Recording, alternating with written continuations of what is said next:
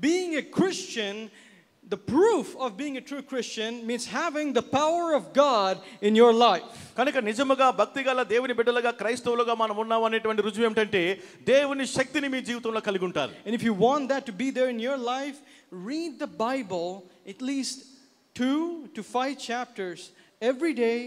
Whenever you get the time, do it compulsorily every day. కనుక అటువంటి దేవుని శక్తిని మీ జీవితంలో కూడా మీరు పొందుకోవాలనుకుంటే ప్రతి దినము మీకు ఎప్పుడు సమయం దొరికినా ఒక 2 అధ్యాయాల నుంచి 5 అధ్యాయాల వరకు ప్రతి దినము కూడా మీరు చదువుతూ ఆ విధంగా కొనసాగండి. Not just read it, but also pray on the scriptures that you're reading.